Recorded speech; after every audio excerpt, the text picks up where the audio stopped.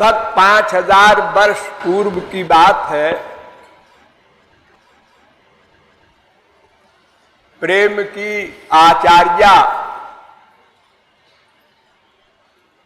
गोपियां श्याम सुंदर के वियोग में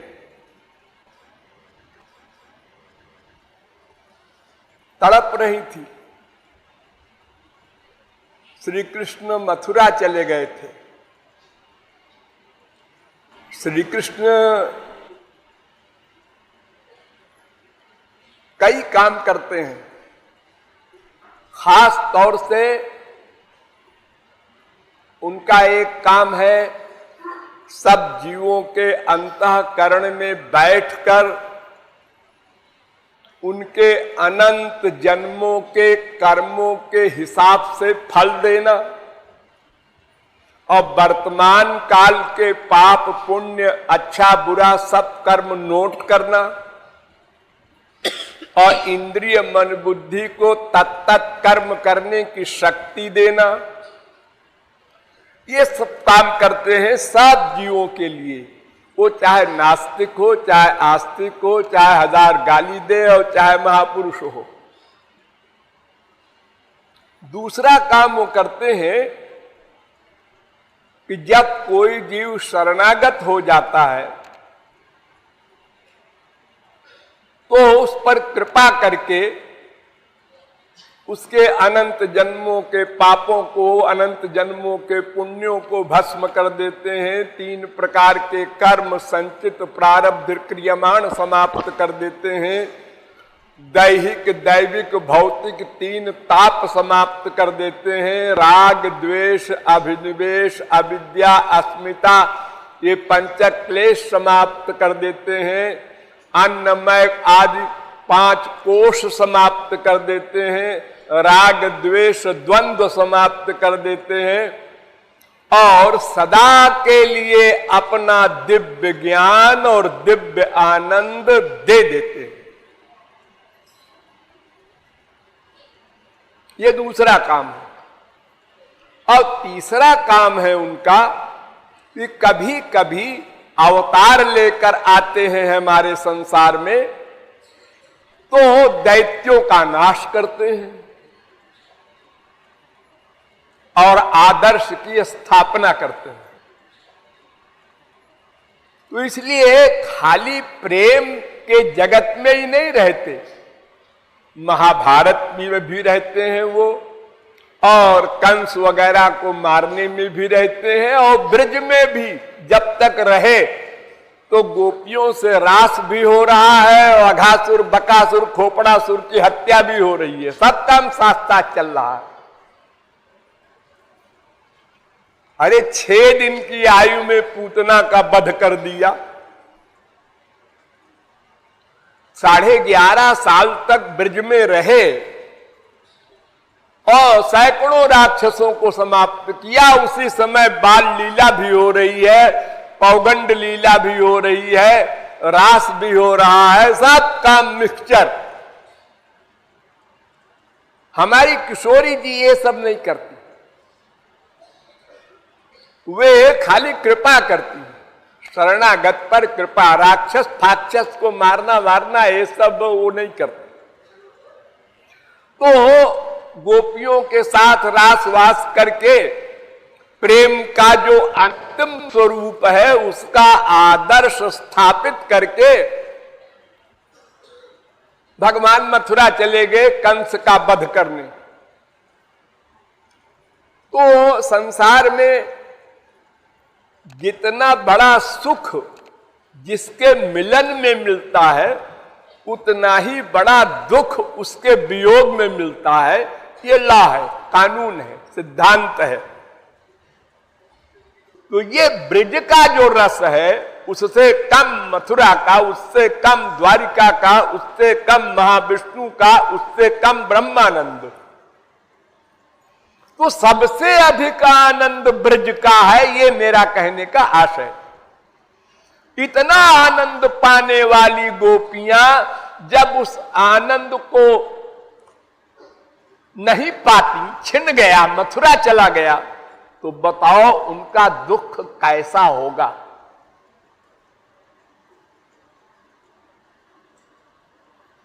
उसकी कोई सीमा नहीं है। किशोरी जी के वियोग का वर्णन किया है रसिक ने। और बस्तो मात कटुरपि कथम दुर्बले नो रसा में ताप प्रौढ़ो हरि बिरहजा सह्यते तन्न जाने निष्क्रांता चेत भवति हृदयाद्यस्य धूमच्छटापि ब्रह्मांडानां सखिकुलमपि ज्वालया जाज्वलीति। इतना अधिक आनंद कि उसके वियोग में जो आग लगती है, जलन होती है, थोड़ी थोड़ी आप लोगों को भी होती है। मां के, बाप के, गुरु के, भगवान के प्रति अगर प्यार है तो जितना प्यार है उसके वियोग में उतने अधिक जलन होती है। हृदय में विरह का ताप होता है और आंसू आते हैं गरम गरम, और मिलन में आंसू आते हैं ठंडे ठंडे। तो विरह का ताप इतना अधिक था किशोरी जी का कि अगर उस आग के लौ का धुआं, जब आग जलती है तो सबसे ऊपर काली काली रेखा दिखाई पड़ती है, उसको लवलेश कहते हैं। उसमें भी टेम्परेचर होता है थोड़ा सा। तो वास्तविक विरह की आग का लवलेश, धूमच्छटापि, उस धुएं का भी आभास अगर शरीर से निकाल दे किशोरी जी तो अनंत कोटि ब्रह्मांड का प्रलय हो जाए, भस्म हो जाए, सब राख हो जाए। इतना टेम्परेचर, अनंत कोटि सूर्य का टेम्परेचर। लेकिन योग माया की शक्ति से उसे कंट्रोल किए रहती है, विरह की ताप को भी और मिलन के सुख को भी। देखो हमारे संसार में किसी की 1 करोड़ की लॉटरी खुल जाए, किसी भिखारी की, किसी पान के दुकानदार की, तो आप सुनते होंगे हार्ट फेल हो गया। अरे क्यों हार्ट फेल हो गया है, तो खुशी की बात है। हाँ, लेकिन इतनी अधिक खुशी हुई कि वो सहन नहीं कर सका। तो अधिक हर्ष में भी हार्ट फेल होता है और अधिक दुख में भी हार्ट फेल होता है, वो भी सहा नहीं जाता। और ना मरा तो कम से कम मूर्छित तो हो ही जाता है। आनंद में मूर्छा हो जाना, इतना अधिक सुख मिले कि इंद्रिय मन बुद्धि वर्क बंद कर दें। कभी कभी आप लोगों को शायद मिला हो, नहीं भी मिला हो, ऐसा भी हो सकता है, लेकिन एक बार मिलेगा। कब? मरते समय।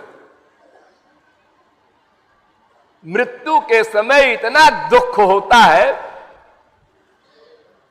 कि वो मूर्छित हो जाता है। पहले इंद्रिय मन बुद्धि सब सहन नहीं कर सकते उस दुख को, तब उसके बाद मरता है। तो अनंत आनंद पाने वाली गोपियों को अनंत दुख भी मिल रहा है श्याम सुंदर के वियोग में। किंतु भगवान को तो तमाम काम करना है। अवतार लेके आए हैं तो केवल एक काम के लिए नहीं आए। गोपियों का जो काम था महाराज का, वो दे दिया। अब आगे और काम करना है, फिर द्वारिका जाना है, फिर महाभारत करना है, पृथ्वी के तमाम कार्यों को संपन्न करके और फिर संसार से जाना भी है। ये 100 वर्ष में इतने सारे काम करने हैं, इसलिए भगवान चले गए। तो भगवान ने बीच में मथुरा जाकर उद्धव को भेजा। ये भगवान के सखा थे, श्री कृष्ण के जिगरी यार, पक्के दोस्त और ज्ञानी भी थे। सब शास्त्र वेद के ज्ञाता, जम, नियम, प्राणायाम, प्रत्याहार, ध्यान, धारणा, समाधि वगैरह सब के आचार्य टॉप करते थे सारे विश्व में, लेकिन प्रेम नहीं था उनके पास, प्रेम रस से वंचित थे, वही ब्रह्मानंद की ओर जा रहे थे। तो श्याम सुंदर ने सोचा है मेरा सखा है, लोग क्या कहेंगे, तुम अपने सखा को भी नहीं दे सके प्रेम, मेरी बदनामी होगी। लेकिन अगर मैं इनसे कहूं कि जाओ गोपियों के शिष्य बन करके उनसे प्रेम ले आओ शरणागत होकर के, तो ये जाएगा नहीं, तो कहेगा क्या बकता है रे, अरे दोस्त है भाई, सखा है, कोई सखा ऐसी इंसल्ट अपनी थोड़े सहेगा कि बेपढ़ी लिखी अंगूठा छाप औरतों से जाकर के हम दीक्षा ले, उनकी चेले बने। हाँ क्या ज्ञानी है। तो उसका उल्टा बोले ठाकुर जी।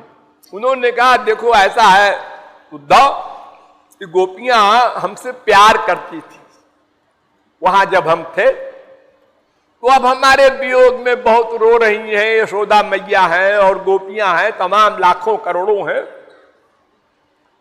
तो बेचारी बहुत दुखी हैं और मैं अभी जा नहीं सकता हूं, मुझे बहुत काम है, मैं द्वारिका जाऊंगा, ये करूंगा वो करूंगा। तो तुम ऐसा करो कि जाके उनको समझाया आओ, योग सिखाया आओ, योग सीख लेंगे तो वियोग भूल जाएगा, वियोग का उल्टा योग।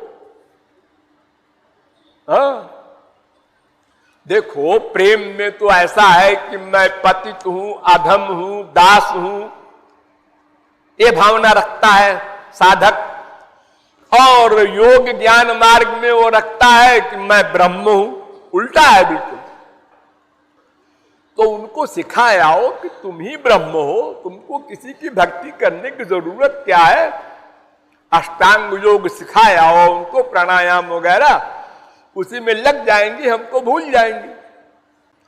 तो गोपियां श्याम सुंदर के वियोग में तड़प रही हैं और उद्धव गए योग सिखाने के लिए, तो गोपियां गाली नहीं देती उद्धव को, आइए आइए आइए आइए। अब इसके बाद गोपियां संदेश भेजेंगी उद्धव के द्वारा माधव को, कहू माधव सो उद्धव, उद्धव उद्धव उद्धव, कहू माधव सो उद्धव, उद्धव हम ही योग नहीं चाहिए उद्धव, हम ही योग नहीं चाहिए उद्धव, हम ही योग नहीं चाहिए उद्धव, हम ही योग नहीं चाहिए उद्धव, हम अति सूधी उद्धव, उद्धव उद्धव उद्धव, हम अति सूझी उद्धव, उद्धव उद्धव उद्धव। योग में 8 अंग होते हैं, यम, नियम, आसन, प्रत्याहार, प्राणायाम, ध्यान, धारणा, समाधि। तो इसमें 5 अंग तो फिजिकल हैं, शारीरिक, और 3 अंग मानसिक हैं, यानी यम, नियम, प्रत्याहार, आसन, प्राणायाम, ये 5 जो है ये तो शरीर संबंधी हैं, शरीर को ठीक करने के लिए। उसके बाद फिर ध्यान माने मन को लगाना, और धारणा माने मन लग जाना, और समाधि माने मन का लीन हो जाना। तो ये ऊधो, ये अष्टांग योग सुना तो है मैंने, लेकिन हम सीधी साधी ब्रज की गोपियां, हम ये भला कैसे कर सकती हैं? इतना कड़ा कड़ा नियम योग का कैसे पालन करेंगी? ये हमारे बस का नहीं है। अति सूधी ऊधो ऊधो ऊधो ऊधो,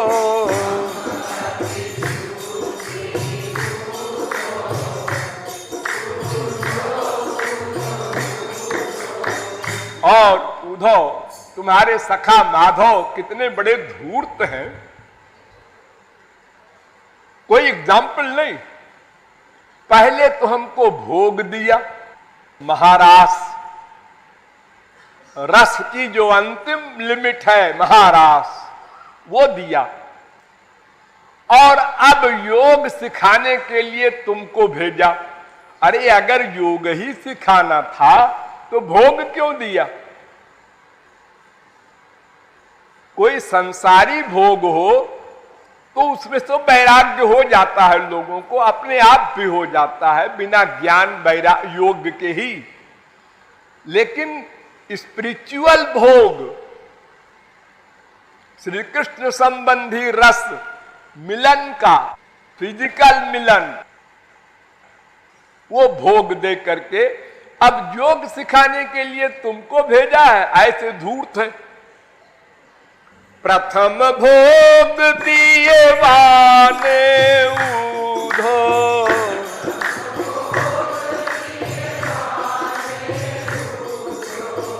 सरस रास रस ऊधो ऊधो ऊधो ऊधो,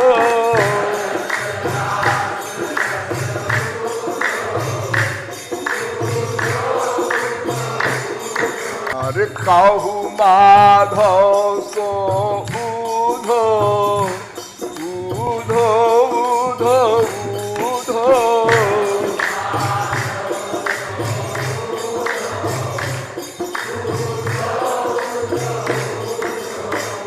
अब मोहि जोग सिखावन ऊधो,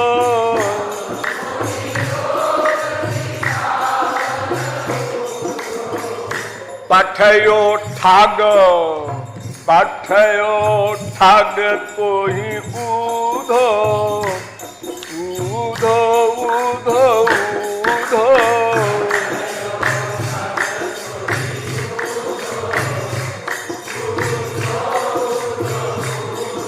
अरे पठयो ठाग कोई ऊधो ऊधो ऊधो ऊधो,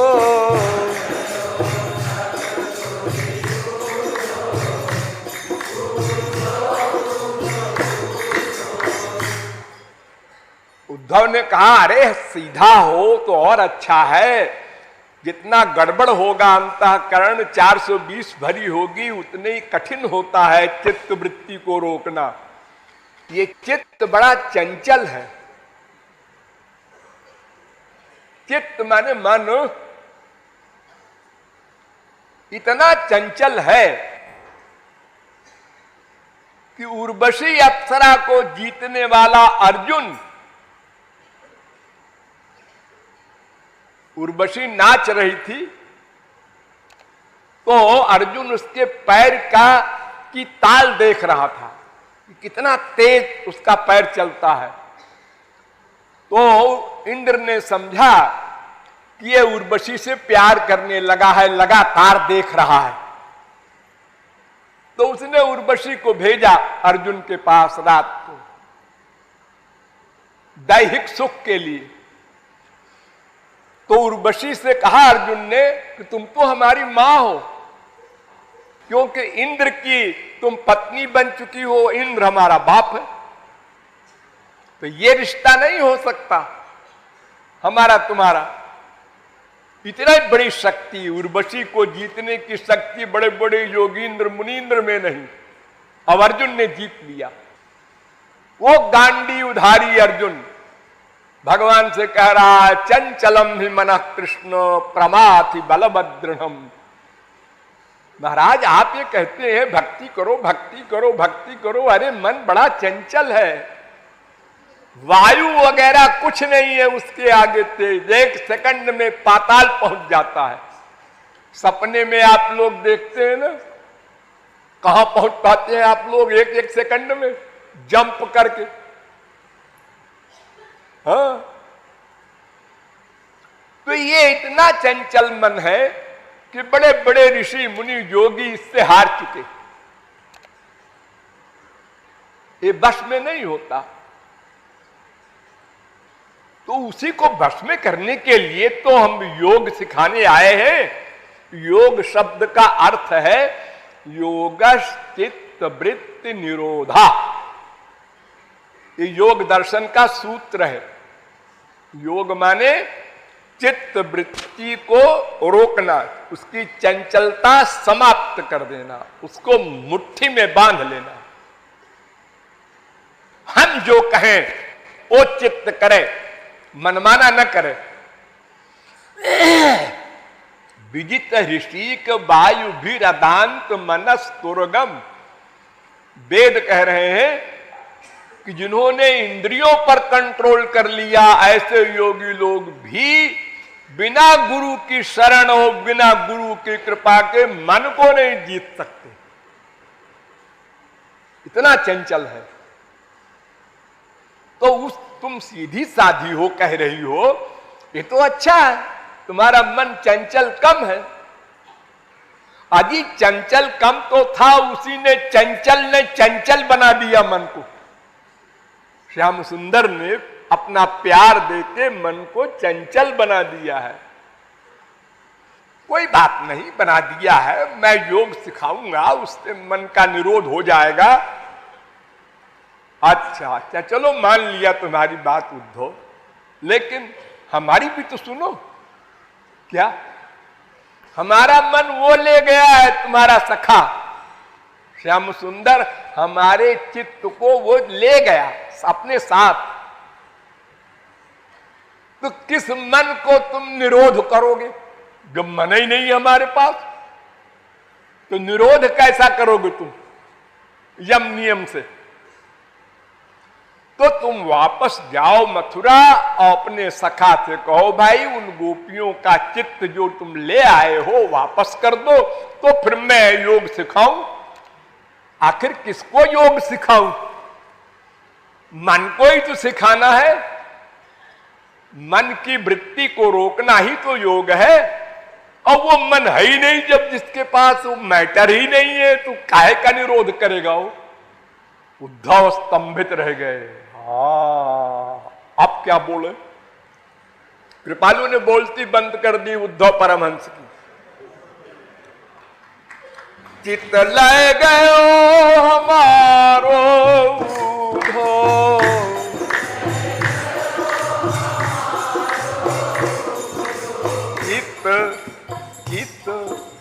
चित लय गयो हमारो उद्धव।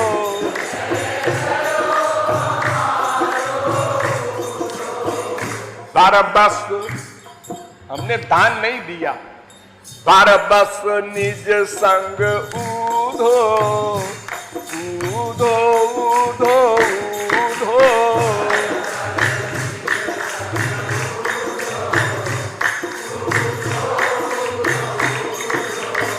असल में ठाकुर जी का चित्त किशोरी जी ने चुरा लिया है।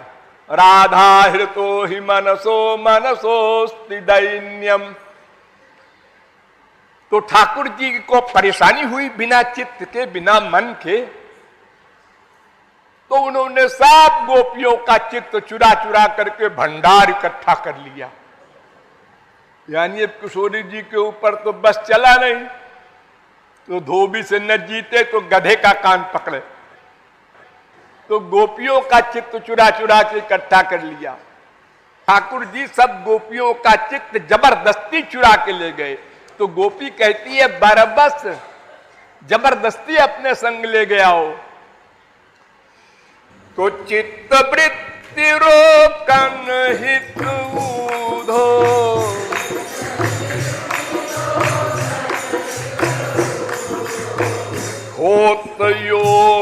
पथ ऊधो ऊधो ऊधो ऊधो।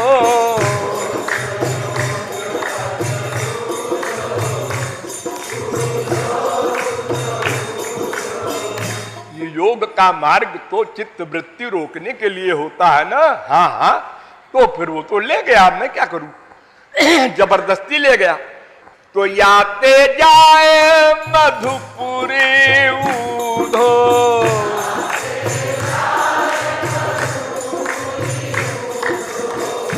लावहु मम चित्त ऊधो ऊधो ऊधो ऊधो।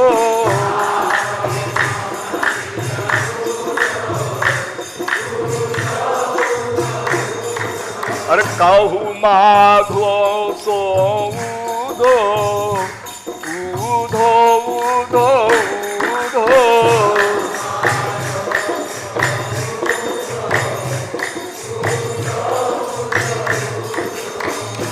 उद्धव चुप हो गए तो कृपालु ने गोपियों के कान में कहा, एक पॉइंट और इसी के ऊपर सुना दे, इनके कान के सब कीड़े झल जाएं। तो गोपियां कहती हैं, हाँ हाँ उद्धव, एक बात और सुनो, जो भगवान से युक्त नहीं है उसको युक्त कराने के लिए संयोगो योग इत्युक्तो जीवात्म परमात्मनो, जीवात्मा और परमात्मा के मिलन कराने वाले मार्ग को योग कहते हैं, भगवान से मिलाने वाले को। हाँ, तो मेरा तो नित्य युक्त अनादिकाल से हम है, हमारा मन भगवान से अलग है कहां जो तुम मिलाने आए हो। तो योग की साधना तो उसके लिए है जिसका मन भगवान से मिला न हो। हमारा तो पहले से अनादिकाल से मिला हुआ है, तो नित्य युक्त को तुम योग सिखाने आए हो। ये बताओ, एक साधन होता है, हाँ, एक सिद्धि होती है। हाँ, तो साधन से सिद्धि मिलती है कि सिद्धि से साधन मिलता है? नहीं, साधन से सिद्धि मिलती है। हाँ, तो फिर नित्य सिद्ध जो है उसको तुम साधन बताने आए हो, योग चित्त वृत्ति का निरोध। अरे मेरा चित्त तो उसके पास है जिससे तुम योग कराना चाहते हो। उद्धव की और हालत खराब हो गई। ऐसा वेदांत तो हमने सुने, पढ़ा ही नहीं अपने शांकर भाष्य में। एक बात और सुनो उद्धव,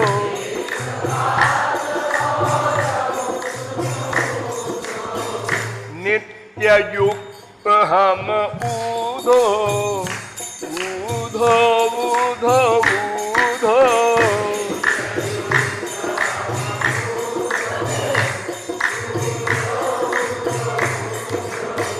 साधन सिद्धि देता है ऊधो,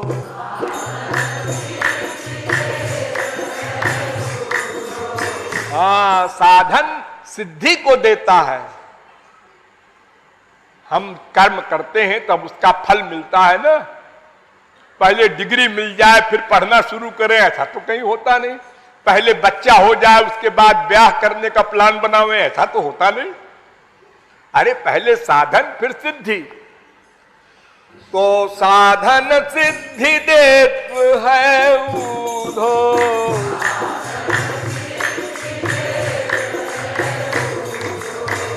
सिद्धि न साधन ऊधो ऊधो ऊधो ऊधो।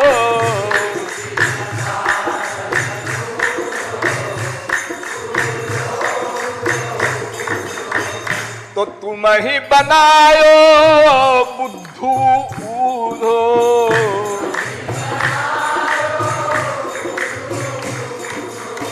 हाँ, तुम्हारे सखा ने तुमको बेवकूफ बनाया है। जैसे आप लोग 1 अप्रैल को फूल बनाते हैं ना किसी को, ऐसे ही श्री कृष्ण ने अपने सखा को बेवकूफ बनाया है। यानी लक्ष्य तो यह है कि तुम प्रेम ले आओ, और उनसे कहा ये कि तुम अपना ज्ञान दे आओ उनको। तो तुम ही बनायो बुद्धू ऊधो,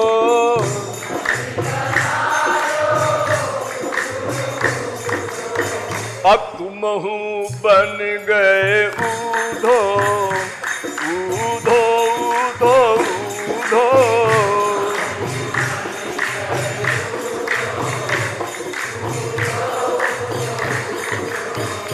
एक बात और बताओ, तुमको हम अच्छी राय दे रहे हैं, अब तो समझ गए हो ना कि हमको उपदेश करना बेकार है, तुमको बेवकूफ बना के भेजा है तुम्हारे सखा ने।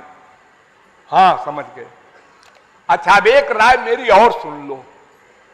तुमको अब ज्ञान देने आए हो, योग सिखाने आए हो, तो तुम्हें तो अब तलब लगी है होगी उसकी कि है कोई पात्र ही नहीं मिला इतने बड़े ब्रज में, सब यहां सिद्ध है। तो हम तुमको पात्र बताते हैं। वे बिहरे कुबरी संग ऊधो,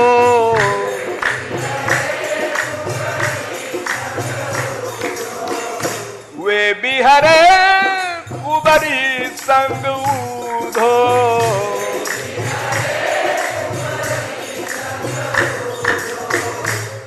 योग उन्हीं चाह ऊधो ऊधो ऊधो ऊधो।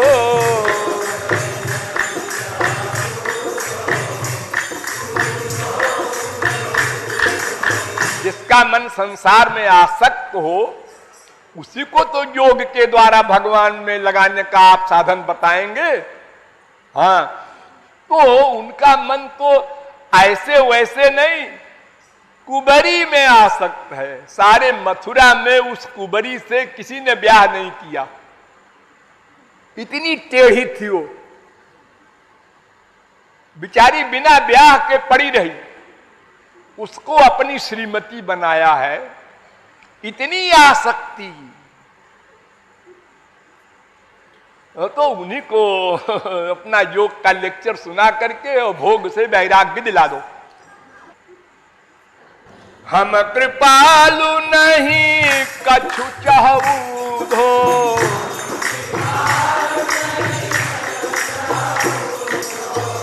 और उधो तुमसे उन्होंने कहा होगा गोपियां बहुत रो रही हैं, तड़प रही हैं, व्याकुल हो रही हैं, खाना पीना छोड़ दिया है, दुबली पतली हो गई है, ये सब बताया होगा। वो बेवकूफ बनाया ना तुमको, तो कहा होगा ऐसे ही।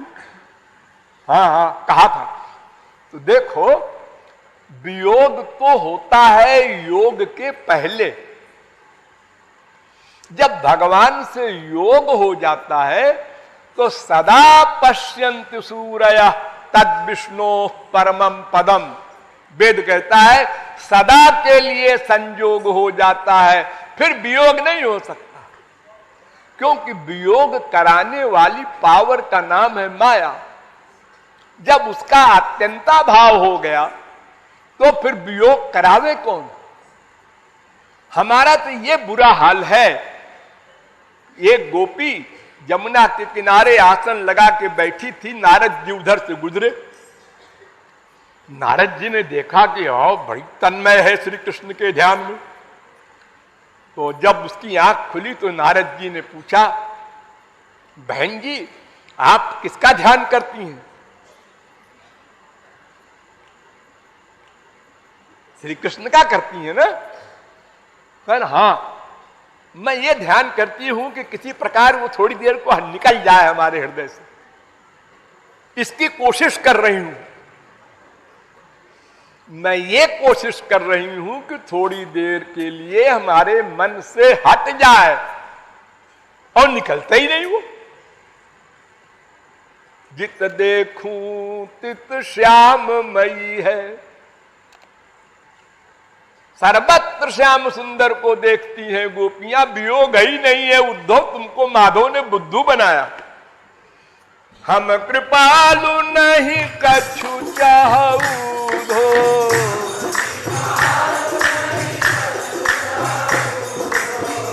मम पिय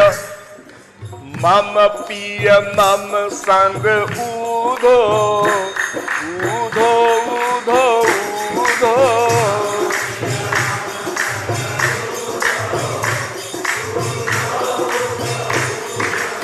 देखो आप लोगों ने पतंग का खेल देखा होगा, बच्चे पतंग उड़ाते हैं आकाश में।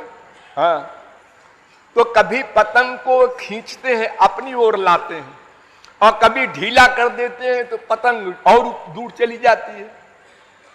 यानी पतंग जो है वो डोरी के हाथ में है, जिस तरह से डोरी चलेगी इस तरह से पतंग चलेगा। तो भगवान प्रेम के अधीन है और प्रेम गोपियों की पूंजी है, उनके रोम रोम में भरा हुआ है, तो उनको वियोग कैसे होगा? प्रेम से प्रेमास्पद अलग हो जाए अगर, उसकी हिम्मत नहीं, वो तो उसके अधीन है। हम भक्ति पराधीन, प्रेम परवश है। तो श्याम सुंदर तो हमारे चारों तरफ मंडराते रहते हैं, हम परेशान हैं उनसे संयोग से। वियोग है कहां हमको जो तुम योग सिखाने आए हो? इसलिए कृपा करके अबाउट टर्न कोई मार्ग आप चले जाइए उन्हीं को ज्ञान देने के लिए। बोलिए वृंदावन बिहारी लाल की।